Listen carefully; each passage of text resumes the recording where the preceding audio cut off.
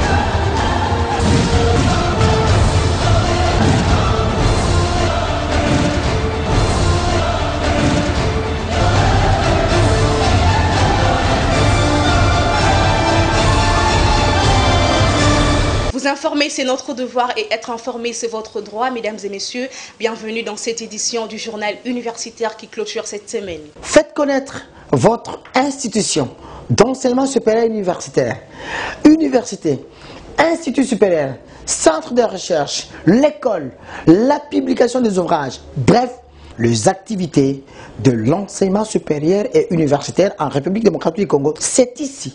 Le journal universitaire reste le canal par excellence de toutes les informations, que vous soyez en province, ici dans la capitale de la République démocratique du Congo et ailleurs. Le journal universitaire reste le meilleur, le seul d'ailleurs. Je vous invite à suivre tous les jours le journal universitaire à travers les différentes chaînes de télévision partenaires.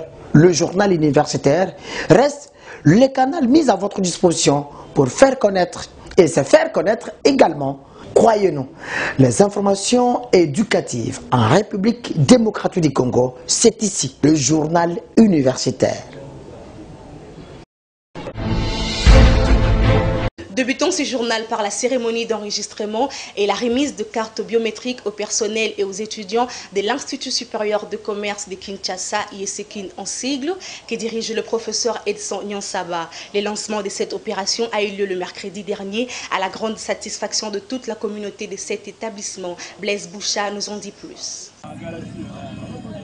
C'est après une semaine de sa nomination à la tête de l'Institut supérieur de commerce de Kinshasa que le professeur Edson Nyonsaba dote son personnel de cartes de service, mais aussi des étudiants. Une opération qui ne dure que 3 minutes pour avoir sa carte, un motif de satisfaction pour les agents et étudiants de l'IEC Kinshasa qui n'attendaient qu'une action impact visible, tout en remerciant le comité de gestion dirigé par le professeur Edson Nyonsaba. L'objectif étant de connaître l'effectif réel des agents et cadres de l'IEC, mais aussi des étudiants pour une gestion orthodoxe à l'ère du numérique. Le nouveau directeur général de l'IEC s'est dit prêt à appliquer les directives de la tutelle, mais aussi la vision du chef de l'État incarnée par le ministre de l'Enseignement supérieur et universitaire à travers ses circulaires. Il est très important qu'à l'arrivée à l'Institut supérieur de commerce, nous puissions rapidement remettre les questions d'identification numérique à leur place. Vous savez que c'est un pilier, c'est un axe stratégique très important de la réforme LMD voulue par notre tutelle aujourd'hui. Il est donc très capital. Je me rappelle le deuxième jour, le troisième jour de notre mandat, nous puissions rendre effectif l'octroi des cartes d'identification biométrique à tous les personnels, à toute la communauté estudiantine de l'IEC. Je rappelle que ces cartes sont données est retiré gratuitement parce que selon les instructions académiques, précisément la 024, les frais des cartes d'étudiants sont contenus dans les frais payés par les étudiants. Il suffit d'être en ordre, se retrouver déjà dans la base de données produite par les services académiques. Dès que vous vous présentez dans la salle d'identification, dans moins de 2 minutes, vous avez une carte. Cette carte sera très importante parce que dans les heures qui viennent, nous serons à mesure d'avoir des technologies appropriées qui vont nous aider à connaître toute personne se retrouvant sur les sites de l'Institut supérieur de commerce de Kinshasa en temps réel. Ça va nous aider à gérer la présence des étudiants, à gérer la présence des agents de manière numérique. Et cela s'impose à la maîtrise de notre établissement. L'acquisition de cette carte biométrique étant gratuite, l'Institut supérieur de commerce de Kinshasa digitalise désormais sa gestion, et cela grâce à l'unité des membres du comité de gestion, a précisé le directeur général. Il est très important de souligner que le dynamisme observé par notre tutelle est cohérent avec la grande vision du président de la République, le chef de l'État, qui est le grand chancelier des universités du pays. Et notre tutelle voudrait que donc nous soyons des élèves modèles ici à l'IEC Kinshasa, très rapidement avoir un établissement digitalisé, un établissement moderne. Vous savez, nous sommes à la porte d'une autre grande réforme de la haute école, la grande école de commerce de Kinshasa qui doit bientôt se transformer en haute école. Donc il est très important que les préalables, les fondamentaux, notamment la maîtrise des effectifs, la maîtrise des agents, la gestion numérique de la fréquentation des auditoires, ce sont des éléments, des préalables, des soubassements à des réformes de grande envergure qui vont suivre dans un futur très proche. Une initiative que porte à cœur le membre du comité de gestion de l'Institut supérieur de commerce de Kinshasa qui ont reçu leur carte de service un jour après sous le leadership éclairé et avéré de son directeur général, le professeur Edson Nyonsaba.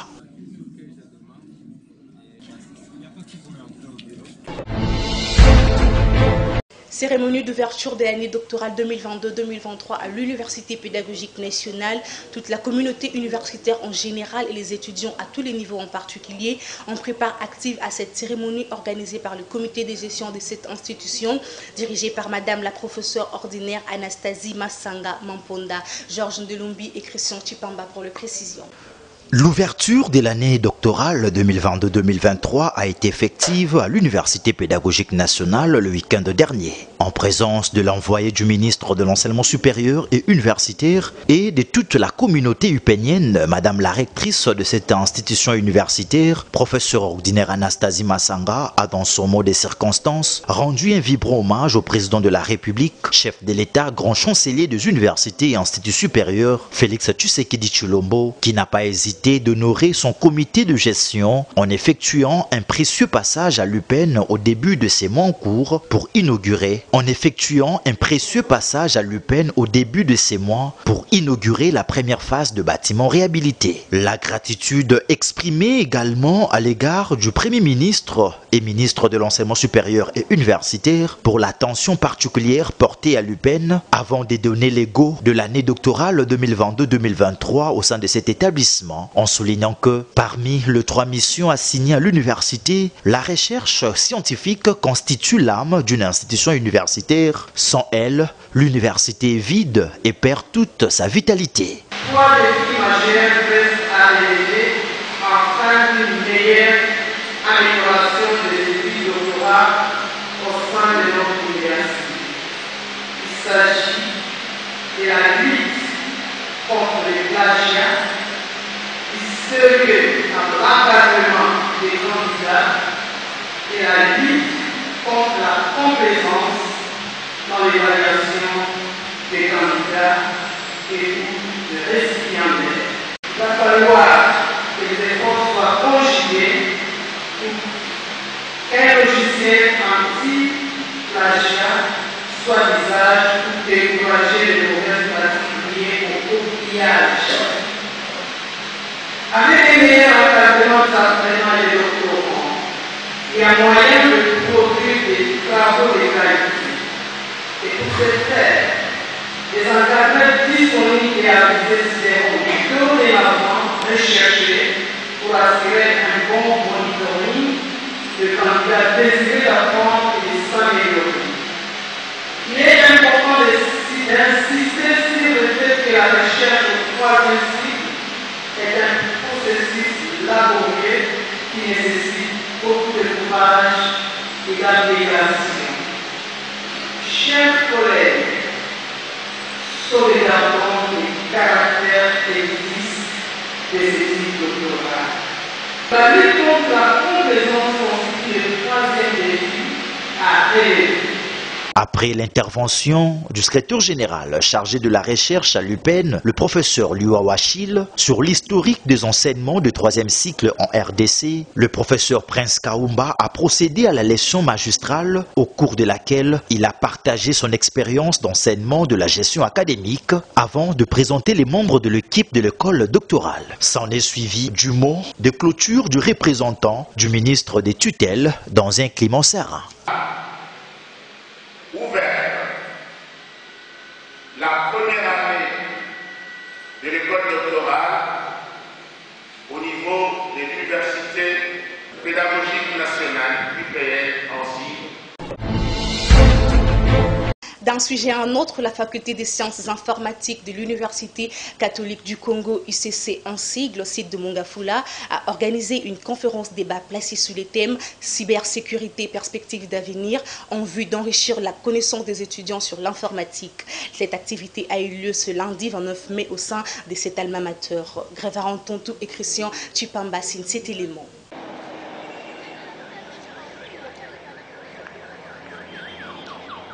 Les mots de bienvenue du représentant de l'abbé recteur a donné le go à cette conférence débat sur la cybersécurité perspective d'avenir. Pour la circonstance, la douane de la faculté des sciences informatiques de l'Université catholique du Congo, site de Mongafula, la sœur Odette Sangupamba, a fait savoir à l'assistance l'importance de cette activité. La conférence sera un cadre où nous allons être formés et informés par des panélistes de renom qui, par leur formation et savoir-faire dans le domaine de cybersécurité, vont nous partager leur expérience et nous apporter des informations pour nous aider à nous protéger, changer nos habitudes en ligne et raviver la passion de cette science en se référant aux conseils et expériences qui seront partagés et surtout vulgarisés, les opportunités et les enjeux liés au numérique dans notre pays.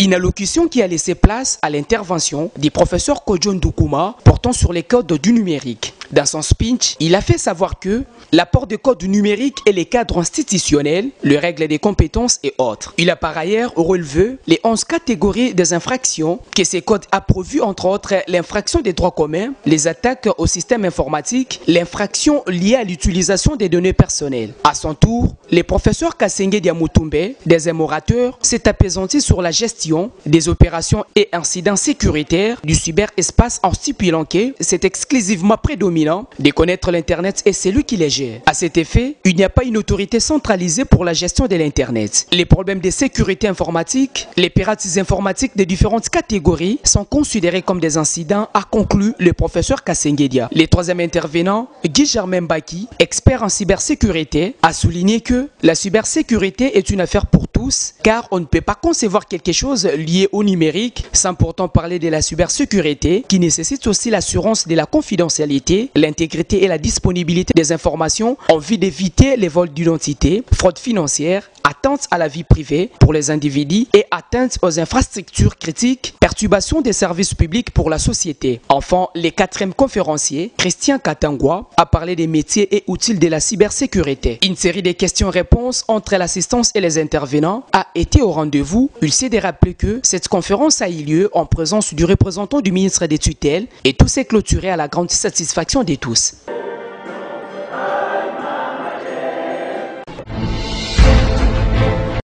L'avenir des relations entre l'Église catholique et l'État congolais après ratification de l'accord cadre du 20 mai 2016, c'est le thème de la journée scientifique organisée par la Faculté des droits canoniques et des droits de l'Université catholique du Congo le mercredi dernier. Martin Tissambou, Esther Pemba et Jérès Londou pour le reportage.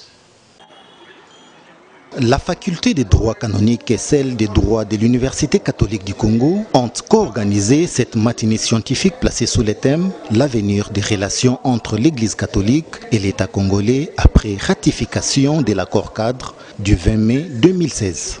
Prenant la parole pour son mot d'ouverture, le professeur Abbé Alfred Imonda, directeur du cabinet du recteur de l'Université catholique du Congo, qui l'a représenté, a remercié tous les participants venus assister à cette messe scientifique, tout en soulignant l'objectif de cette matinée axée sur l'importance de l'accord cadre du 20 mai 2016. Pour sa part, le professeur Abbé Jean-Philippe Mollet, doyen de la faculté, est revenu sur les objectifs et motivations poursuivis en organisant cette activité historique de l'accord cadre entre le Saint-Siège et la République démocratique du Congo au regard du statut juridique de l'Église catholique, animé par le professeur Baudin Moukadi, économie de l'accord cadre du 20 mai 2016, abordé par le professeur Marcel Ndjonjo, des accords spécifiques prévus par l'accord cadre, épinglé par le professeur Gilles-José Dobo, accord cadre comme acte de partenariat d'utilité publique à construire, exposé par le professeur Kodjo. Ce sont les sous-thèmes qui étaient au centre de cette matinée scientifique. Notons que cet accord cadre du 20 mai 2016 compte 21 articles qui fixent le cadre de collaboration entre l'État congolais et l'Église catholique et rappelle aux parties prenantes que toutes les divergences qui pourraient surgir dans l'interprétation ou dans son application seront réglées par voie diplomatique.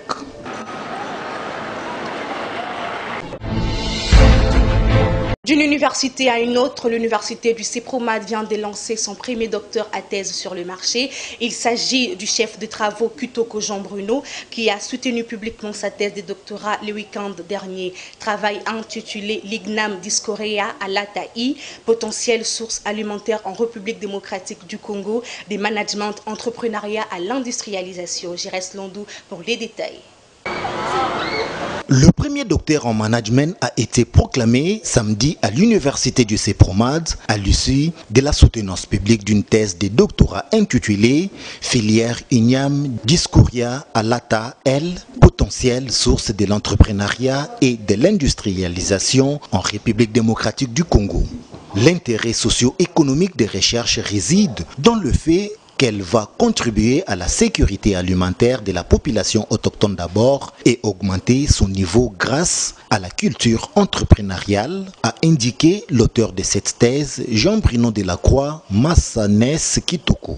En dépit du chômage qui caractérise la jeunesse du territoire des Kuntu en particulier et la province de Maïndombe en général où l'étude a été réalisée, cette thèse matérialise les projets du gouvernement congolais sur la promotion de la culture entrepreneuriale en envisageant l'entrepreneuriat et l'industrialisation de la filière Ignam en RDC. Le résultat présenté par le récipiendaire qui a obtenu le grade de docteur en management avec la mention grande distinction pose le premier jalon de la recherche et propose un modèle managérial sur la conservation de l'igname Discouria à l'ATA L en farine et sa conservation dans deux types d'emballages dont sachets et polyéthylène et sacs en juste fibre à partir des trois procédés, igname bouilli, igname non bouilli et igname rouille. Monsieur le chef de travaux Massanes Kitoko Jean Delacroix a reçu avec la mention grande distinction. Pour le recteur magnifique de l'UNIC, le professeur émérite Oscar Ntsaman Olutu, qui a présidé cette séance académique, sur 4 candidats retenus, un candidat s'en est sorti avec une première thèse en management à l'UNIC qui s'est fait accompagner d'un projet bancable. Un sentiment de satisfaction, une mission accomplie, surtout quand le secrétaire général et représentant du ministre de l'Enseignement supérieur, notre autorité de tutelle, Mollet, docteur en management, formé dans une université congolaise. J'en ai formé bien sûr à l'UNIKIN, mais le management n'était qu'une orientation pour eux. Ils étaient licenciés en sciences politiques et administratives ou licenciés en économie, etc. Mais maintenant, nous formons des puristes. La Fédération des entreprises du Congo et le ministère de l'Industrie ont promis d'apporter leur soutien aux nouveaux docteurs pour la matérialisation de ces projets d'entrepreneuriat et d'industrialisation de la culture d'igname en RDC. Le professeur Godé Actuel Okel de l'Université de Kinshasa est secrétaire général en charge de la recherche de l'UNIC, promoteur de cette thèse, et d'autres membres du jury ainsi que le secrétaire général à l'enseignement supérieur et universitaire ont apprécié la qualité et la pertinence de cette étude doctorale. Plus que ravi, je suis comblé.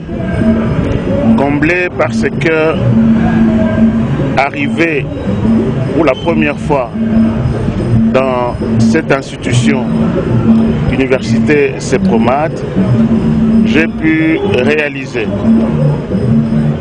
la grandeur du promoteur, investisseur, s'oubliant lui-même, mais ayant investi dans la transmission du savoir à son propre niveau, mais également dans la création des transmetteurs du savoir, donc des formateurs, à former le formateur. Ma deuxième raison d'être comblé, c'est cette thèse dont j'ai suivi la soutenance. Vous savez, les universités ont la charge première, non seulement de transmettre le savoir, mais surtout d'être en cohésion avec leur environnement, leur société. Et une université qui ne crée pas du savoir pour impacter sa société doit pouvoir se remettre en cause. Une thèse ne peut pas être que pour obtenir une promotion en grade. Elle doit pouvoir contenir des aspects de solution aux problèmes de la société. Et la thèse que je suivis remplit également cette condition-là. Quand on parle de transformer l'igname en farine pour avoir le foufou africain, pour ne pas dire congolais, c'est une réponse au problème de la société. Si on nous a dit que c'était un produit saisonnier, vous savez, dans toutes les sociétés, lorsque la saison passe, il faut bien avoir un grenier. Et si vous n'avez pas de grenier, que faites-vous demain lorsque la saison ne vous donnera pas le fruit? Mais la farine que l'igname va donner est la réponse au grenier que lorsque la saison ne donnera pas le fruit igname, il y aura le foufou igname. Et ça, c'est une réponse pour la société. Pas seulement réponse, mais ça fait également une ouverture de travail, mais aussi de sources de revenus pour des communautés. Cette université autorisée à organiser les enseignements en 3e cycle a été créée il y a plus de 40 ans.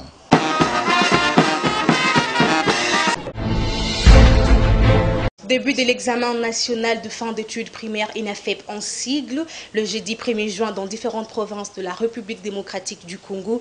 À Kinshasa, les constats ont été satisfaisants, notamment au lycée Tobongisa et l'épée Saint-Cyprien 2, où ces épreuves d'évaluation des élèves de la 6e année primaire se sont déroulées avec satisfaction au premier jour. Jorina Ipenda, Olakwamba, Esther Pemba et Tatiana Kamwana pour le constat.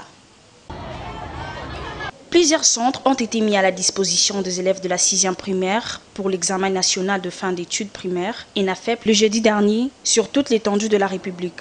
Très tôt matin, un constat satisfaisant s'est observé au lycée Tobongisa et à l'IP Saint-Cyprien situé dans la commune d'Ongalima, qui ont réuni les élèves de plusieurs écoles pour l'effectivité de ces examens. Une preuve qu'attendaient ces derniers avec impatience, comme en témoignent ces images. Consacrées aux épreuves de français et culture générale, au premier jour, une quiétude et un calme s'est observé dans le chef des élèves. À la fin de ces épreuves de la première journée, l'inspecteur, chef de poule et les sous-prophètes de Ngalima sont revenus sur l'attitude que doivent adopter les élèves pendant cette période et les différentes mesures prises pour le bon déroulement de ces examens. Les élèves doivent être calmes dans la participation de ces épreuves, qu'ils ne se contentent pas de tricher ou bien de demander des questions ailleurs, qu'ils se contentent de leur connaissance. Pour moi, les enfants sont en train de passer leur examen, donc ça se passe vraiment très bien et toutes les mesures ont été prises pour que cela se passe dans ces bonnes conditions. Notons que ces épreuves sont reportées dans cette province à travers la République du lundi 12 au mardi 13 juin, suite à l'arrivée tardive des items, notamment à Lodja, Sankourou 1, Chuapa 1, Haute Ouélé 2, Bas Ouélé, pour ne citer que cela.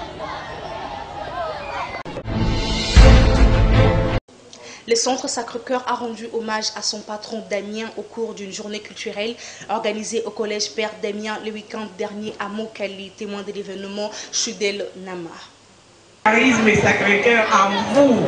C'est à l'occasion de la célébration de la fête patronale de Saint-Damien de Molokai que le Centre de Sacré-Cœur a organisé cette journée culturelle au Collège Père Damien qui a consisté à rendre hommage à son saint patron et qui a été précédée par une messe d'action de grâce dite par le Père Camille Sapou qui a invité cette communauté à cultiver l'amour du prochain et surtout suivre l'exemple de Saint-Damien. Après cette célébration eucharistique, l'heure était au défilé de mode, déclamation de poèmes, danse traditionnelle, comédie et scénette par les élèves du Collège Père Damien qui ont agrémenté ces moments.